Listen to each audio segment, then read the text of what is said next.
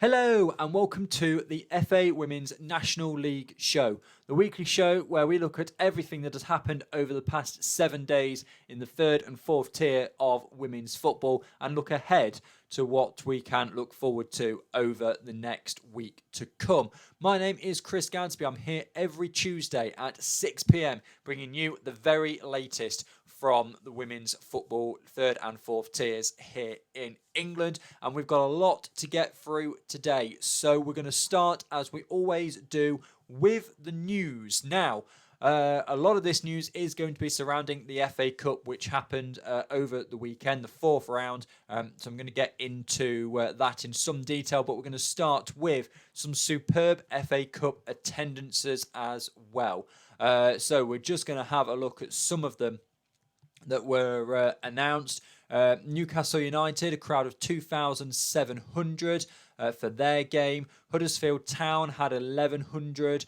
Southampton had 3,600. Nottingham Forest had just 6 shy of 4,000, 3,994. Some superb attendances at the FAWNL sides across the fourth round weekend. There's more in there as well. Those are just the ones I found already, and that's higher than some of the Women's Super League games that we've had so far this season as well.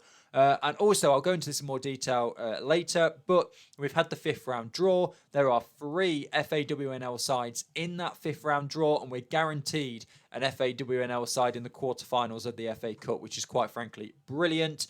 Other big news to talk about in an FA Cup point of view is that you may have seen all over social media the Women's Football Fan Collective, who have been campaigning very heavily this week and last week. They were formed after all the news broke about Coventry United, about wanting an equal FA Cup in prize money. The prize money figures, as we know, is way down in the floor for the women and high up in the sky for the men.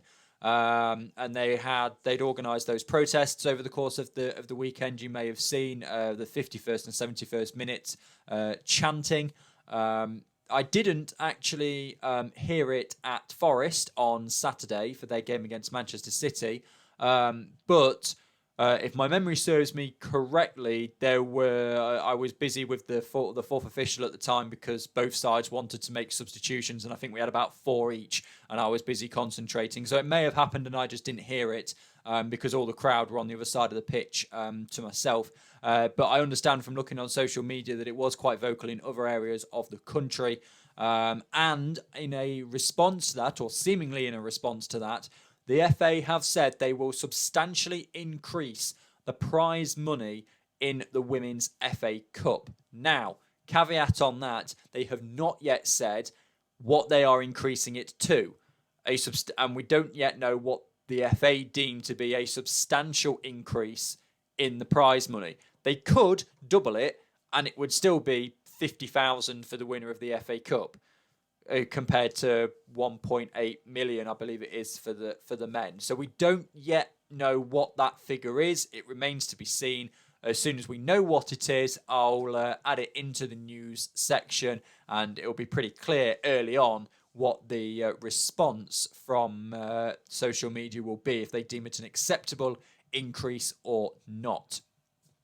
2 other pieces of news to give you then. So Portsmouth have come out and given a statement. You may remember last week I said that they'd had their 3 points that they had taken off them given back to them.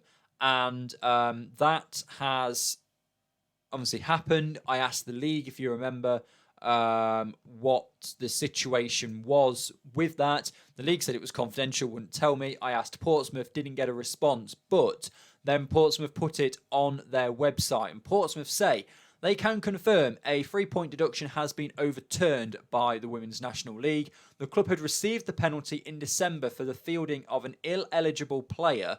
However, following constructive discussions with the league, new information was provided and the sanction was rescinded.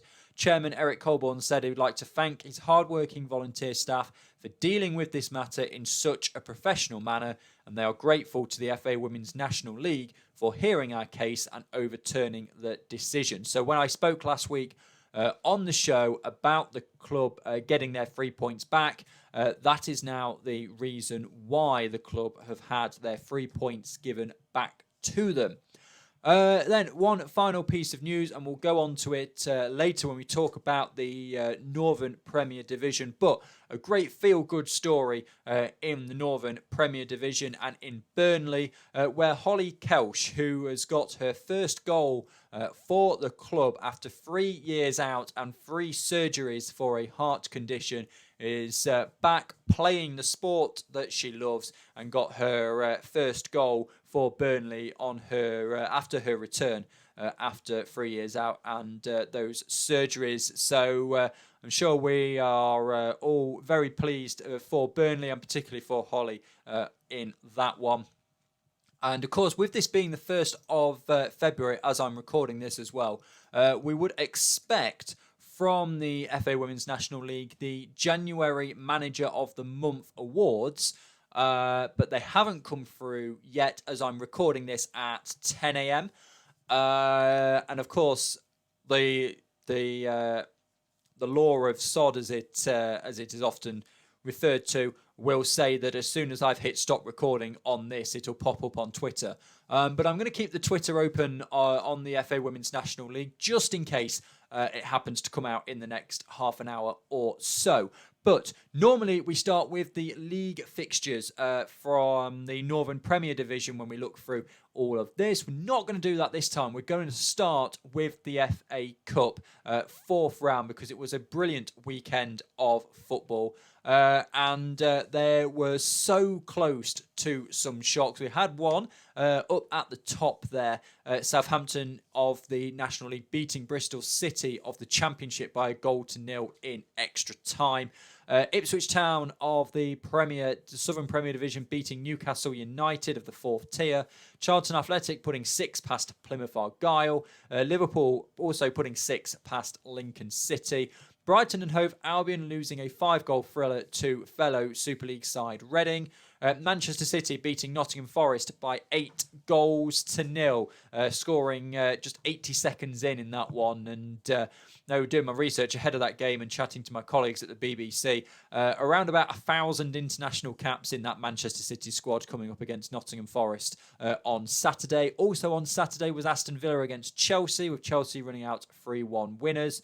Billericay Town losing by 4-2 on penalties to Coventry United. I was watching that one with interest. Messaged Billericay Town manager Scott Chickleday on Saturday night, and I said to him that if there's going to be a shot this weekend, my gut instinct said that it was going to be at Billericay Town. It was so close to coming true as well. After 0-0 after 90 minutes. Coventry United took the lead, then Billericay Town equalised from the penalty spot, but it was Coventry United who went through on penalties. So close for Billericay Town, but yet so far. On to the second page, Durham beating Blackburn Rovers by 3-1 in an all-championship tie. West Bromwich Albion needing penalties to get past 4th tier Exeter City. West Ham United beating Sheffield United by 4-1. Birmingham City needing extra time to get past Sunderland of the Championship. Bridgewater United can hold their heads high, 2,500 there, of course. They sold out a week before, only losing by 2-0 to Manchester United. Everton beating Huddersfield Town by 4-0. Leicester City needing extra time to get past Tottenham Hotspur in an all-Super League tie. And Arsenal only narrowly beating London City Lionesses. That one was on the BBC red button by 1-0. We'll go through the draw later on because we've got the plate and cup draws coming up as well. So we're going to go to the Northern Premier Division. And we're going to start in midweek. So there's most of the league taking part in midweek games this past 7 days. So we're going to start Brighouse Town against Huddersfield Town. A 1-0 victory for Brighouse Town. It was an own goal by Paige Crossman from Huddersfield Town in the 33rd minute. It was the only goal of the game. Brighouse getting the 3 points. A 2-2 draw between Burnley and AFC Fylde. Fylde yet to announce their squad. Evie Priestley and Millie Grace Ravening with the goals for Burnley. Derby County convincingly beating Stoke City by 5-0. A hat-trick for Precious Hamilton, 41st, 43rd and 79th minute. Jade Formerston in the 55th minute and Ellie Gilliatt in the 93rd minute, getting yet another to add to her ever-increasing tally this season. Black Country Derby, West Brom 0, Wolverhampton Wanderers 3. Goals for Wolves coming to Amber Hughes in the 9th minute, Tammy George in the 29th minute, and Jade Cross in the 90th minute. And then one game on Thursday, Nottingham Forest away at Sheffield. Forest with goals from Grace Walters in the 34th minute and Sophia Bonser 5 minutes from time gave Forest the 2-0 victory. Move through into the weekend fixtures. A couple of teams, Huddersfield and Forest, not taking part, of course, because of FA Cup. So a slightly reduced fixture list. Burnley beating Derby by 1-0. Holly Kelsch with that goal. As I said earlier on in the news section, her first goal for over 3 years after coming back from several heart surgeries. A brilliant moment for Holly Kelsch, and it gave Burnley the 3 points that did wonders for their title challenge. Fylde drawing with Wolves as well. Wolves, Beth Merrick on the 23rd minute getting the goal. Wolves had Summer Hughes sent off in that game as well. Fylde haven't announced their lineup. Hull City against Middlesbrough was a 0-0 draw.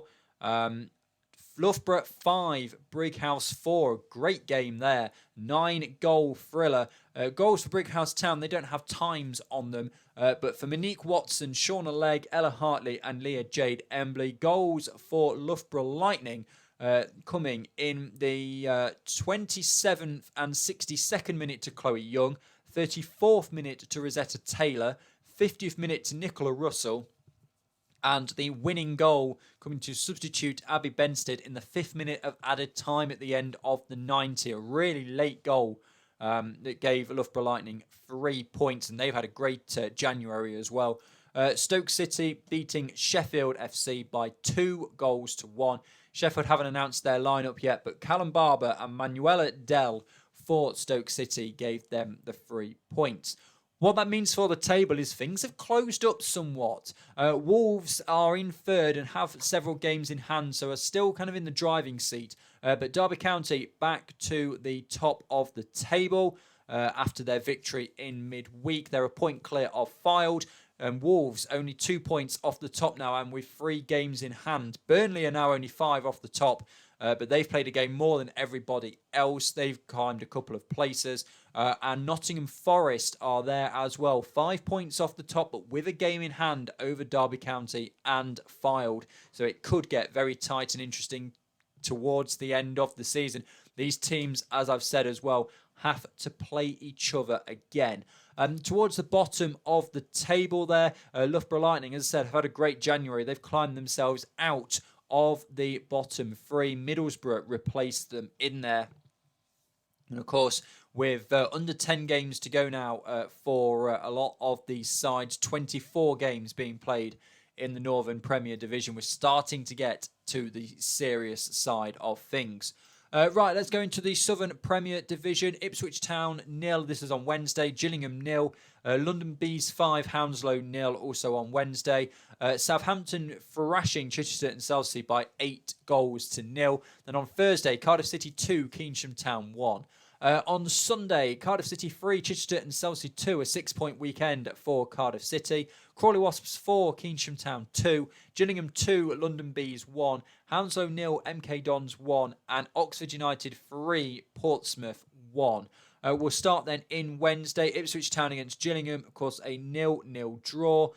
So we'll go straight to London Bees against Hounslow, a 5-0 victory for the London Bees. 19th minute, Courtney Ward-Chambers. 50th minute, Joe Wilson. 52nd minute, Ashley Goddard. Joe Wilson then got her second of the game on the 83rd minute. And final minute of the 90, Florence Gamby made it 5-0 to the London Bees. Southampton 8, Chichester and Chelsea 0. 4 goals either side of half-time. Chichester and Chelsea down to 9. by the end of this game as well. Scoring was opened in the 4th minute, Lucia Kendall. 6th minute, Georgie Freeland. 26th minute, Sophia Farrow. And she came again in the 36th minute to make it 4-0 at half-time. Shannon Sivright in the 48th minute, coming on just 2 minutes earlier, made it 5. Then Katie Rudd in the 80th minute made it 6. Sophia Farrow completed her hat-trick 5 minutes from time to make it 7. Kiara Alice Watling 1 minute from time, making it 8-0 to Southampton. As I said, Chichester and Chelsea going down to 9 in that game. And they had, in the 50th minute, they had Jane Yeats in the sin bin before she then got sent off as well. So not a good night for Chichester and Chelsea. It was a good night the night after for Cardiff City. 2 goals. Kylie Nolan, 27th minute, and Libby Piggott, 57th minute. Getting too far ahead, for Keynsham Town's Henna Butcher, who got one for them on the hour mark. Cardiff City held on to get the victory and then followed it up at the weekend with a 3-2 victory over Chichester and Chelsea. But unfortunately, none of the goals have been put on the website from that game yet. So we'll move through to Crawley Wasps against Keynsham Town. 4-2. Crawley winning. A hat-trick for Aisha Swaby, 15th, 30th and 89th minute. Natasha Stevens in the 57th minute, giving Crawley Wasps a 4-2 victory. Keynsham Town haven't announced their scorers yet. Gillingham against the London Bees. A goal for London coming to Joe Wilson in the 80th minute. Gillingham haven't announced their scorers, but they win by 2-1. Hounslow against MK Dons. A goal for MK Dons coming to Nicole Pepper, giving them 3 points. And Oxford United beating Portsmouth by 3-1. Daisy McLaughlin in the 8th minute opening the scoring. Lauren Haynes on the 21st minute made it 2-0. Sherelle Castle got one back for Portsmouth before half-time, and they went in at 2-1. Beth Lumsden, 5 minutes from time, pulled Oxford further ahead, and they win by 3-1. What that means for the Southern Premier Division table is a lot of movement in the middle, as you'll notice there. So it stays the same at the top. Gillingham up a place, they swap with Bridgewater United. Portsmouth drop a couple of places, being replaced by London Bees and Crawley Wasps. And Cardiff City still have that points deduction, don't forget. But they are now 6 points clear of the drop and 3 points clear of Keynsham Town, with the same number of games played and a much better goal difference. So the league table is looking far better from a Cardiff City point of view than it was a week ago. Let's move through then into the 4th tier, and we'll start with Division 1 North. Alnwick Town 1, Norton Stockton Ancients 2. Durham Cester against Bradford City was postponed. FC United of Manchester losing at home to Chester Street Town by 4-1. Leeds United 1, Chorley 1, Liverpool Feds 4, Stockport County 1. We'll start with Alnwick Town against Norton and Stockton Ancients. Norton and Stockton opening the scoring early. Bianca Owens in the 7th minute, and then followed up late by Sophie Tierney in the 80th minute. Alnwick Town did go in at the half level, 29th minute, Michelle Stewart making it 1-1 at half time before that goal, as I've said, by Sophie Tierney made it 2-1 to Norton Stockton Ancients. FC United of Manchester against Chester Street Town. Goals for Chester Street Town. There might have been a penalty in there somewhere. There was a penalty in there to Nicole Havery as well. That's why we're short. So 2 goals for Nicole Havery, Katie Ellison and Hope Taylor with the goals. I do wish that the full-time website would put on penalties on the overall graphic and I don't have to go searching for it. Same with own goals. It does make life a lot more difficult.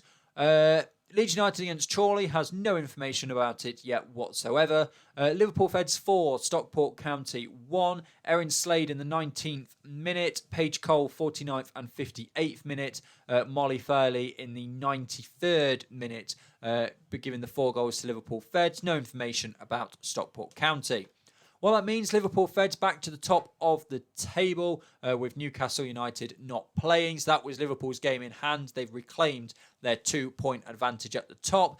Norton Stockton Ancients go above Durham Sestra because of Durham Sestra's game being postponed and Norton Stockton Ancients getting that win. Chester Street Town with that victory over FC United of Manchester lift themselves above Bradford City. They're now only 1 point away from safety, but they have played more games than those teams around them.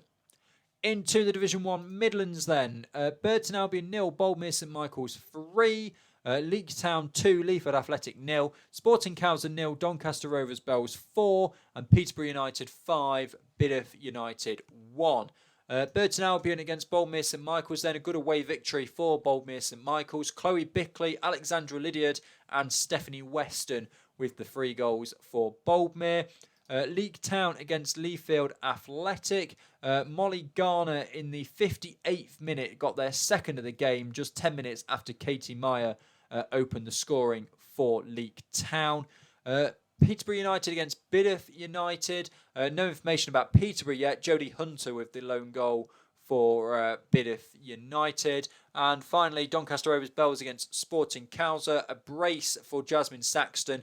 Lily Mae Wishart and Lauren Breen getting the other goals for Doncaster as they win convincingly away from home. In the table then, Boldmere St Michael's and Long Eaton United have swapped, as have Peterborough United and Sporting Cowser. Doncaster Rovers Bells remain 9 points clear at the top. Boldmere St Michael's have 3 games in hand on them, but now need to win them all to catch Doncaster Rovers Bells towards the bottom of the table. It's relatively as you were, or in fact is as you were. Burton Albion losing, Biddeford United losing, and Leafield Athletic all losing. So Leafield Athletic, we would say, still in the best position there, despite the fact they're in the penultimate spot in the table. They've got 4 games in hand over everybody else, and they're only 2 points away from safety. Division 1 South East then, AFC Wimbledon 5, Cambridge City 0, Enfield Town 1, Norwich City 2, Harlow Town 0, Queen's Park Rangers 1, and Kent Football United 1, #United 4. So we'll start with AFC Wimbledon against Cambridge City. In fact, actually, no, we won't, because AFC Wimbledon have not put any of the information up yet. So we'll go to Enfield Town against Norwich City. Goals for Enfield Town coming to Chad Thomas in the 43rd minute. Megan Todd and Freya Simmons getting Norwich City's goals. Go through to Harlow Town against Queen's Park Rangers. Then Demi Edwards in the 14th minute getting the only goal of the game. And a convincing victory for #United against Kent Football United, but there's no information about that game yet.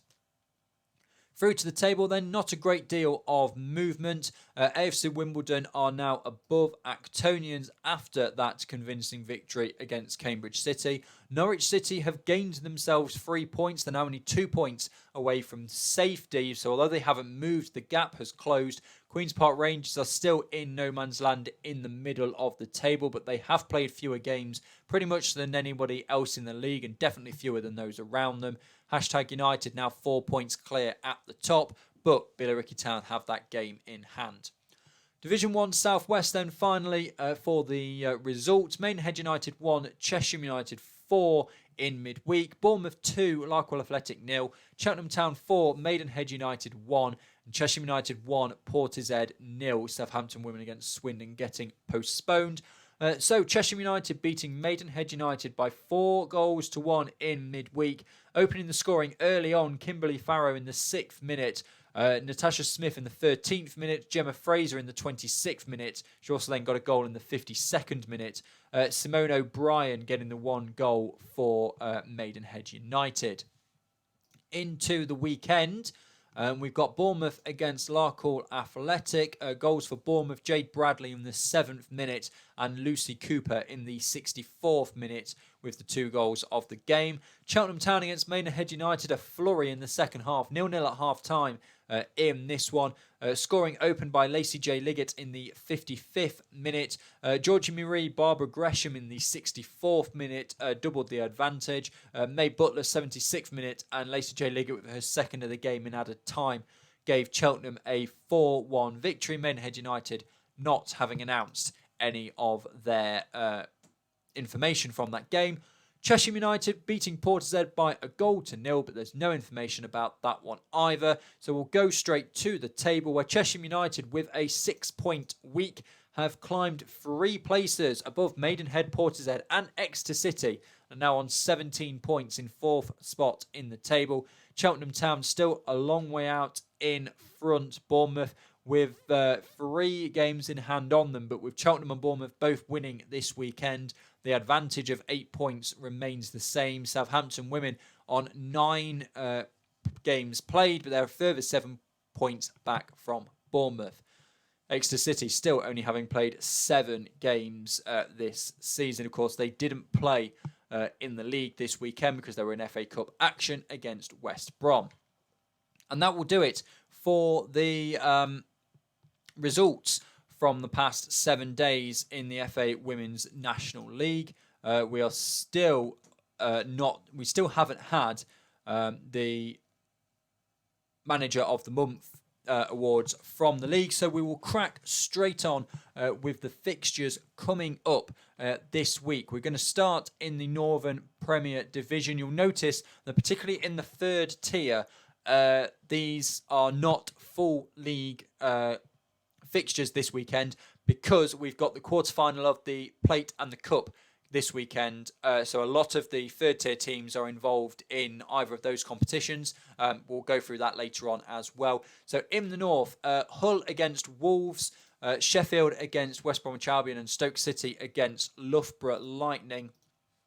So Hull City down at the bottom of the table coming up against Wolves. This is one of Wolves' games in hand effectively against those teams around them. You'd fancy them to win and go back to the top of the table, but I know several teams will be hoping that Hull can help them out a little bit, shall we say. And of course help Hull out as well because they're already 8 points away from safety. Sheffield against West Brom, that's 12th against 8th. And Stoke City against Loughborough Lightning, that's 9th against 10th. Both of those sides want to put distance between themselves and the bottom 3. Southern Premier Division, Bridgewater United against Gillingham, Chichester and Chelsea against Plymouth Argyle, London Bees take on Cardiff City, and MK Dons against Ipswich Town. So we'll start at the top there. Bridgewater United 5th against Gillingham in 4th. That'll be a close game. Chichester and Chelsea against Plymouth Argyle, 13th against 11th. Both of those sides needing 3 points to get themselves closer to safety.